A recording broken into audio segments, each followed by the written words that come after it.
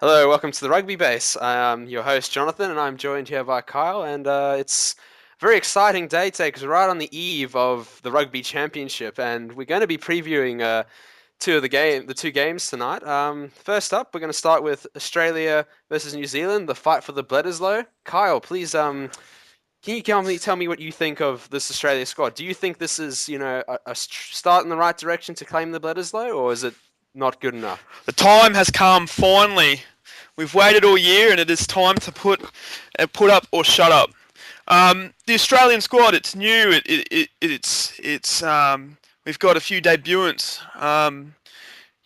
This is going to be an exciting test match because to me, I have no idea what's going to happen. We've got Matt Tamua starting at 10 so in front of Quade Cooper, who's going to play off the A bench. shock. Yeah, that shocked me more than anything, I think, out of the entire squad. We finally got Jesse Mogg starting at 15. It's exactly how it should have been in the Lions tests, and it's about. We're already seeing that difference of coaching now. We're seeing players being picked on form more than reputation. Exactly right, and I think that's how it should be. As much as New Zealand does it that way, and South Africa before them, I guess. Well, I suppose it's been done in the past many a time, but they're the two teams that have been picked on that aspect. I feel like on form, this Wallaby squad is strong. But the test arena, again, is completely different to Super Rugby. Completely different. This is a whole new game. And to those boys, they're in for the fight of their lives because that New Zealand side, it's strong. But then again, it's got its weaknesses. Richie McCaw hasn't played 80 minutes all year. He's going starting at 7. He's going to captain the squad like he always has for New Zealand. That's going to be interesting to see how he goes. Ma Nonu, I don't understand why they keep playing him, starting him. I do off representation, but he has had a terrible, terrible season at Super Rugby. I think there are better players that should be starting in the centres. I thought Fruin. I don't understand why they keep Fruin out. I thought he played well for the Crusaders this year. Same with Tim Nanai Williams. I'm pretty sure he's a centre. He's played centre for the Chiefs. I mean, those are all good points, and I think the Ma'a Nonu one is a very iffy one because he doesn't even have a team at the moment, does he? Who knows where he's going next year? Nobody wants him except Hansen and the All Blacks. I mean, I'm more interested in also knowing what do you think that the Dan Carter being out of the All Black squad? I mean, is that a thing where do you think that the All Blacks will now struggle because he's there, or do you think they won't miss a step by putting Cruden in? I don't think they'll miss a step. I mean, Aaron Cruden took the Chiefs to the Super Rugby final. He won the Super Rugby final. Twice now. Yeah, 2 years in a row for the Chiefs. And I mean, the last New Zealand side that the Chiefs played in that semi-final was the Crusaders, and guess what? They won. And Dan Carter was fly half for that Crusader team, and the Chiefs got up. And I think that just tells you what it is. Tells you all you need to know.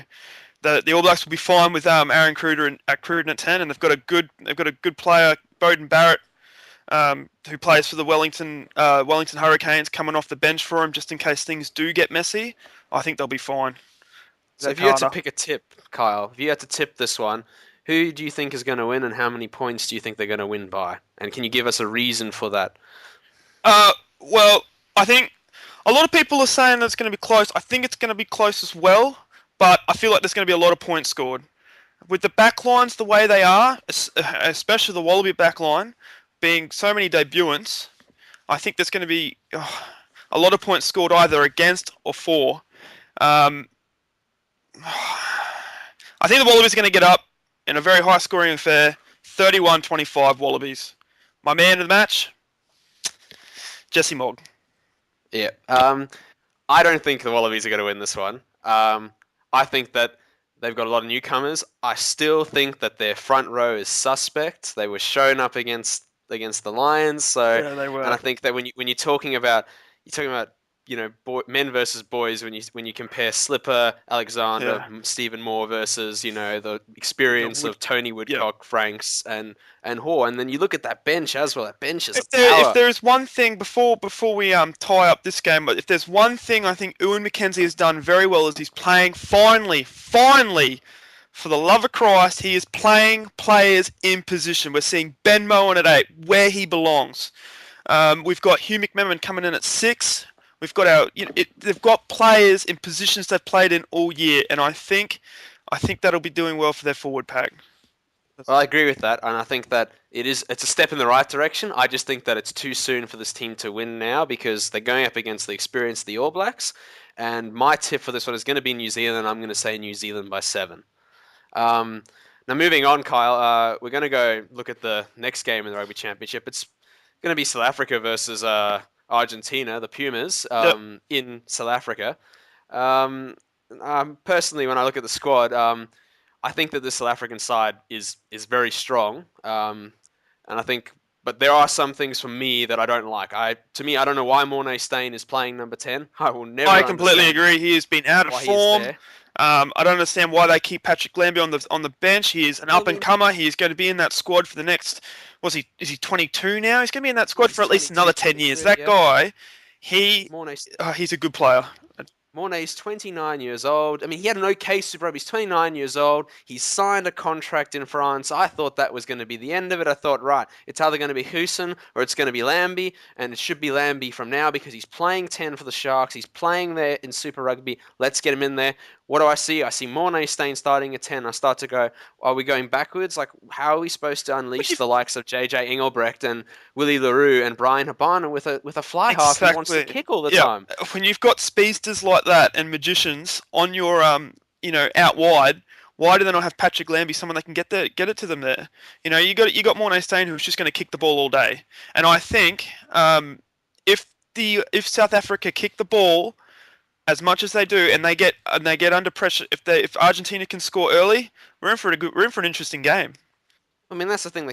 South Africa traditionally likes the power game. They like the kicking, but they're up against one of the sides that likes to do that too. Yeah, Argentina are not going to see the likes of Willem Alberts and the Beast and Yanni and all that and go, oh crap, this guy's huge. They're gonna see that and go, excellent. I want to do this. Let's hit each other hard. I mean, you're not going to bully Argentina.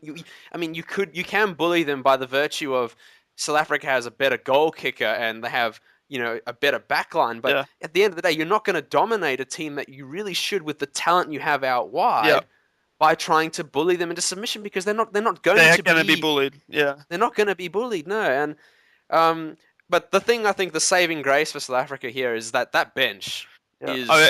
is disgustingly good If and it things is. start to get messy, towards the end of the first half, which I think is where Argentina can really strike, especially if they get those early points, um, and they resign the Springbok to kicking penalties. That bench in the end of the first half, early second half, they can come on and they can really open up the game. And I you've mean, got like you have Bismarck, yeah, Bismarck. Bismarck, Oh, Fori Dupria, Pat Lambie, Sia Khaleesi. I mean, Sia Khaleesi only came into the Springbok side and played his first cap this year in June, and I was impressed because he's got good work rate and he's fast. And I think that and Fori Dupria, I mean, he's been brought back into the side and he's got all that experience. I mean, he's not the number one scrum half in the world anymore, but he was yeah, before Kenya came. And, he has that brilliant kicking game and he's intense. And I think that to me, if South Africa aren't winning already yeah, by the time the second half yeah. rolls around, they will be when Yeah. they unload this bench onto the field. Yeah, I agree. I mean, the pressure that they'll impose is just going to be huge. And as I just don't think Argentina can go 80 minutes, especially when you can put that bench on the field. Yeah.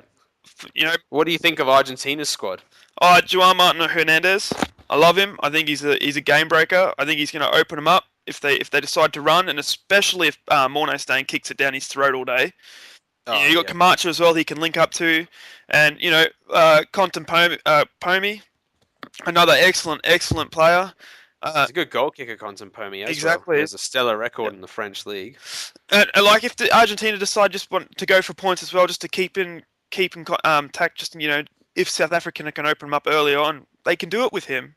I think Argentina's got a good squad, and they've got their coaching staff as well as I'm not too sure if our viewers know, but you got Graham Henry there as like he does it. I think he's a tactical attack squad.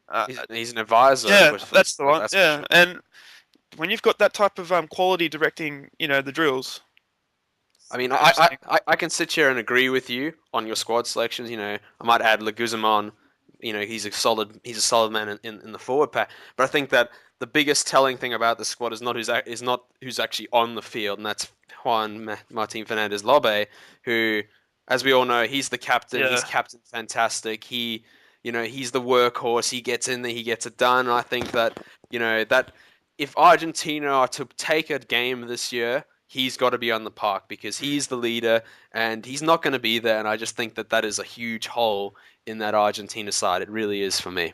yeah, I agree. He's going to be sorely missed. As any captain that's out injured, he's going to be missed, and I think he's going to be missed the most. As you said, he leads from the front, and I don't see in that squad Argentina having a forward that can lead from the front like he can. No, I think that you're hard pressed to find one in the rugby championship overall who really, I mean, you could say McCaw does it, sort of. I don't think he does it with as much heart. I think Lobe, he's the heart and soul of that Yep. team, and for me, I don't consider Richie McCaw the heart and soul of the All Black team. I don't think if you had to remove him completely, that the All Blacks would struggle as badly as say Argentina would without Lobe. Yeah, I Um, agree. but so just a quick tip because we've got to wrap this up, man. Who do you think's gonna win? How many points? As I said, I think it's going to be close. I think it's going to be a lot closer than all the pundits and everybody else reckons it's going to be. But for me, I think South Africa are going to win, and I think they're going to win 18-12. Okay, well, I'm going to say South Africa, obviously. I'm going to say they're going to win by 12 points, and I'm going to say it's going to be by a margin of about 30-18. Oh, high scoring. I like it. I like it too. I like it It's a little too. bit different We're from going South to wrap it African up rugby. there. Thank you for joining me today, Kyle. It's no Always good problem. to have a chat about the rugby, and we'll hopefully discuss some more after this weekend of rugby. Let's get Let's excited. get excited. Let's do it.